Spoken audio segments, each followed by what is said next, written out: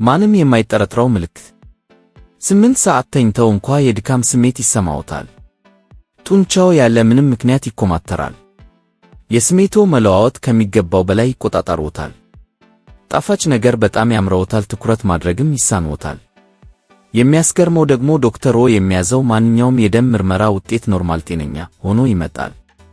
የዚህ ሁሉ ምክንያት አንድ ማዕድን ብቻ ሊሆን ይችላል ብልዎት? ሰውነቶ በራሱ ሊያመርተው የማይችለው ማዕድን። ልክ አሁን ይህንን ሲመለከቱ በሰውነቶ ውስጥ ከ300 በላይ በሚሆኑ ኬሚካላዊ ግብረ መልሶች ውስጥ የሚሳተፍ ማዕድን። በመላው ዓለም ከግማሽ በላይ የሚሆኑ አዋቂዎች በበቂ ሁኔታ የማያገኙት ማዕድን። ለዘመናችን ይበልጥ አስፈላጊ የሚያደርገው ደግሞ ይህ ነው። ማግኒዥየም ሰውነቶ የደም ስኳርን በሚቆጣጠርበት ሂደት ውስጥ ዋነኛው ተዋናይ ነው። ኢንሱሊን በትክክል እንዲሰራ የማግኒዥየም መኖር ወሳኝ ነው። ያለ እሱ በቂ አቅርቦት ለአይነት 2 ስኳር በሽታ የመጋለጥ ዕድሎ በከፍተኛ ሁኔታ ይጨምራል። ይሁን እንጂ ስለ እሱ ማንም የሚናገር የለም። ማግኒዥየም ዛሬ በፋርማኮን ጤና ጉዳዩን በጥልቀት እንመረምረዋለን። ይህ ነገር ለሰውነቶና ለኢንሱሊን ምን ይፈይዳል የሚለውን እናያለን። እንዲሁም እሱን የምናገኝባቸው ምርጥ ምግቦች እንጠቁማለን። እንግዲያውስ እንጀምር። ማግኒዥየም ምንድን ነው? ማግኒዥየም ማዕድን ነው። በመሬት ውስጥም ሆነ በሕይወት ባላቸው ፍጥረታት ውስጥ የሚገኝ ተፈጥሯዊ ንጥረ ነገር። በሰውነቶ ውስጥ በአራተኛ ደረጃ በብዛት የሚገኝ ማዕድን ነው። ከእሱ ውስጥ 60 በመቶ የሚሆነው በአጥንቶ ውስጥ ይከማቻል። 20 በመቶ አካባቢ የሚሆነው ደግሞ በጡንቻዎቹ ውስጥ ይገኛል። የቀረው ደግሞ በልስላሴ ሕዋሳት፣ በውስጥ አካላት እና በደም ዝውውር ውስጥ ይሰራጫል። አሁን ደግሞ ብዙ ሰዎች የማያውቁትን አንድ ነገር ልንገራችሁ። በሰውነቶ ውስጥ ካለው ማግኒዥየም ውስጥ በደሞ ውስጥ የሚገኘው 1 በመቶ ብቻ ነው። ለዚህ ነው መደበኛው የደም ምርመራ ውጤቶ ጤነኛ ሆኖ ሊመጣ የሚችለው ምንም እንኳ ሰውነቶ ውስጥ የማግኒዥየም እጥረት ቢኖር። ደሞ በውስጡ ያለውን የማግኒዥየም መጠን የተረጋጋ እንዲሆን ለማድረግ ከአጥንቶና ከሌሎች የሰውነት ክፍሎቹ ይበደራል። ስለዚህ በደም ምርመራ ላይ እጥረት ታይቶ እስኪታወቅ ድረስ ሁኔታው ቀድሞውኑ ከሯል ማለት ነው።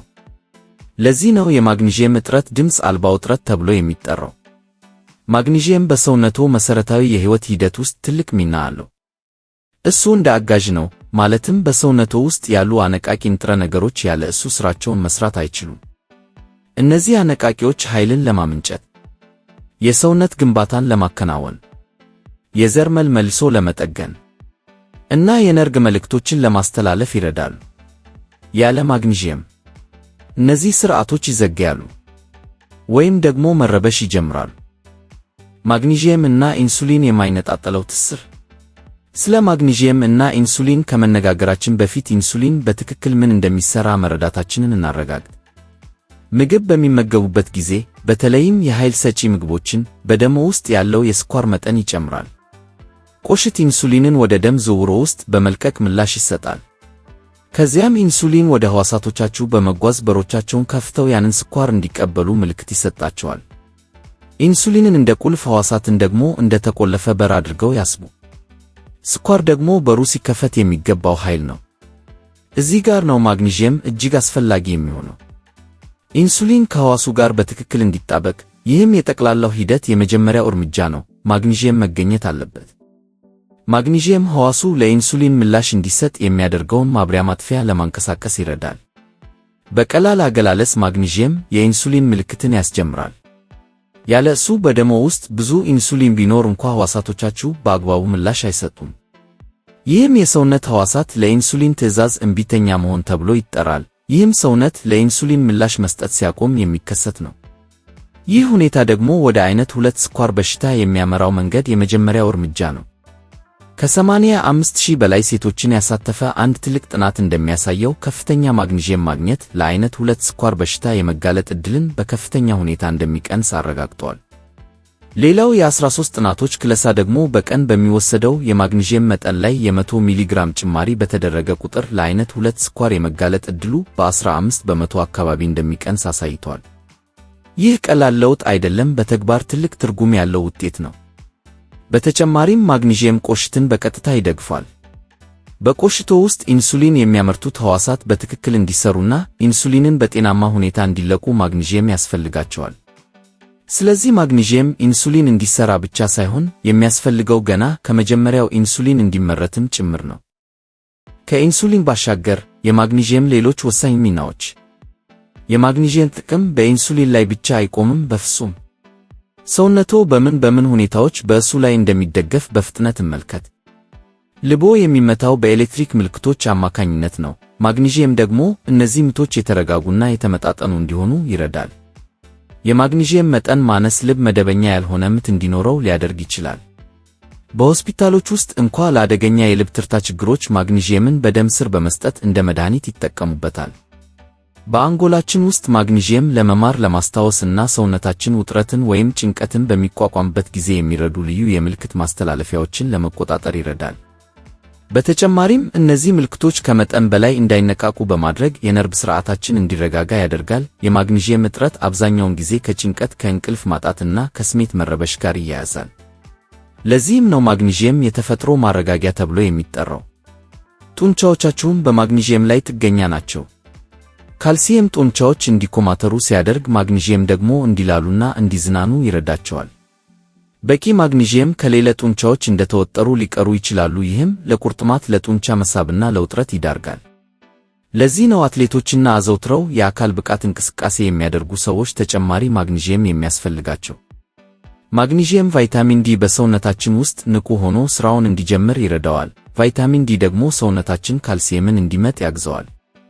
ስለዚህ በቂ ማግኒዥየም ከሌለዎት ካልሲየም እና ቫይታሚን ዲ ቢወስዱ እንኳ አጥንቶ ሙሉ ጥቅሙን አያገኝም ማለት ነው። ማግኒዥየም አጥንቶቻችን ጠንካራና ጤናማ ሆነው እንዲቀጥሉ ቀጥተኛ ሚና ይጫወታል። የማግኒዥየም እጥረት ምልክቶቹና ተጋላጭነቱ። በሰውነቶ ውስጥ የማግኒዥየም መጠን መቀነሱን እንዴት ያውቃሉ? የእጥረቱ ምልክቶች ከሌሎች የጤና እክሎች ጋር በቀላሉ ሊመሳሰሉ ስለሚችሉ አብዛኛውን ጊዜ ሳይስተዋሉ ለረጅም ጊዜ ሊቆዩ ይችላሉ። በመጀመሪያው ደረጃ ላይ የሚከተሉትን ምልክቶች ሊያስተውሉ ይችላሉ። በቂ እረፍት ካደረጉ በኋላ እንኳ የማይለቅ የድካም ስሜት፣ የጡንቻ መኮማተር በተለይ በምሽት እና በእግር ላይ የሚከሰት፣ እንቅልፍ የመተኛት ወይም የመተኛት ችግር፣ ተደጋጋሚ ራስ ምታት፣ ያለ በቂ ምክንያት የመጨነቅ ወይም የመበሳጨት ስሜት። እጥረቱ እየቀጠለ ከሄደ ደግሞ ይበልጥ ከባድ የሆኑ ምልክቶች ሊታዩ ይችላሉ። መደበኛ ያልሆነ የልብ ምት፣ በእጅና በእግር ላይ የሚሰማ የመደንዘዝ ወይም የመውረር ስሜት፣ የደም ስኳርን መቆጣጠር አለመቻል በተለይም ቀድሞውኑ የስኳር በሽታ ባለባቸው ሰዎች ላይ። ከጊዜ በኋላም ማግኒዥየም ለአጥንት ጥንካሬ ትልቅ ሚና ስላለው ለአጥንት መሳሳትና መሰበር የመጋለጥ ዕድል ይጨምራል። ይህ ችግር ይበልጥ እነማንን ያጠቃል? የአይነት 2 ስኳር በሽታ ያለባቸውን ሰዎች። በሽንት ውስጥ ያለው ከመጠን ያለፈ ስኳር ሰውነታችን ብዙ ማግኒዥየምን እንዲያስወግድ ስለሚያደርገው። አዘውትረው አልኮል የሚጠጡ ሰዎችን አልኮል ማግኒዥየም በሽንት አማካኝነት ከሰውነት እንዲወጣ ስለሚገፋ። አረጋውያንን ዕድሜ እየጨመረ ሲሄድ ሰውነታችን ማግኒዥየምን የመምጠጥ አቅሙ ስለሚቀንስ። አንዳንድ መድኃኒቶችን የሚወስዱ ሰዎችም ቢሆኑ ለዚህ ተጋላጭ ናቸው። ለምሳሌ ሽንት የሚያስከትሉ ወይም የጨጓራ አሲድ ማስታገሻዎች ማግኒዥየምን ከሰውነታችን ሊያስወጡ ይችላሉ። የምግብ ምንጮች ማግኒዥየምን ከየት እናገኛለን? ማግኒዥየምን ለማግኘት ከሁሉ የተሻለው መንገድ በምግብ በኩል ነው ሁልጊዜም። አንዳንድ ጊዜ ተጨማሪ ክኒኖች ሊረዱ ቢችሉም ተፈጥሯዊ ምግብ ግን የተለየ ጥቅም አለው። ማግኒዥየምን ሰውነታችን በአግባቡ እንዲመጠውና እንዲጠቀሙበት ከሚያግዙ ሌሎች ንጥረ ነገሮች ጋር አዋህዶ ይሰጠናል። እንግዲያውስ ምርጥ የሚባሉትን የምግብ ምንጮች አብረን እንመልከት። መጀመሪያ አረንጓዴ ቅጠላቅጠሎች። እነዚህ ከተፈጥሮ ምንጮች ሁሉ እጅግ የበለጸጉ ናቸው። ለምሳሌ የበሰለ ቆስጣ በአንድ ኩባያ ውስጥ 150 ሚሊግራም ያህል ይሰጠናል። ስፒናችም የዚያኑ ያህል ይጠጋል። የሚገርመው ደግሞ ቅጠላቅጠሉ ሲበስል የሕዋሳቱ ግድግዳ ስለሚላላ ማግኒዥየሙን ሰውነታችን በቀላሉ እንዲመጣው ይረዳዋል። ቀጥሎ የጥራጥሬ ዘሮች። እነዚህ ደግሞ ማግኒዥየም በብዛት የሚገኝባቸው ናቸው። የዱባ ፍሬ በጥቂቱ እንኳ ቢወሰድ በቀን ውስጥ የሚያስፈልገንን ሲሶ ወይም 1/3ኛውን ያህል ማግኒዥየም ሊሰጠን ይችላል። ሰሊጥ፣ የተልባ ፍሬ እና የቺያ ዘሮችም ሌሎች ምርጥ አማራጮች ናቸው። ስለ ለውዝ ዝርያዎች ደግሞ እናውራ። የተለያዩ የለውዝ አይነቶች እና ኦቾሎኒ ጥሩ የማግኒዥየም መጠን አላቸው። እነዚህም በዕለት ተዕለት ምግባችን ወይም መክሰስ ውስጥ ማካተት በጣም ቀላል ነው። ወደ ጥራጥሬዎች ስንሄድ ይህ ሌላው ጠንካራ ጎራ ነው። ጥቁር ቦለቄ እና ምስር ለዚህ ጥሩ ምሳሌ ናቸው። ምስር በብዙዎች ዘንድ የተለመደ በመሆኑ ለጤናችን ትልቅ እገዛ ያደርጋል። ሌላውና ብዙም የማናስተውለው ግን በውስጡ ማግኒዥየም የያዘው ምግባችን ሽሮ ነው። ከሽምብራ ወይም ከባቄላ ዱቄት የሚሰራው ሽሮ ሳናውቀው ማግኒዥየም የምናገኝበት ጥሩ ምንጭ ነው።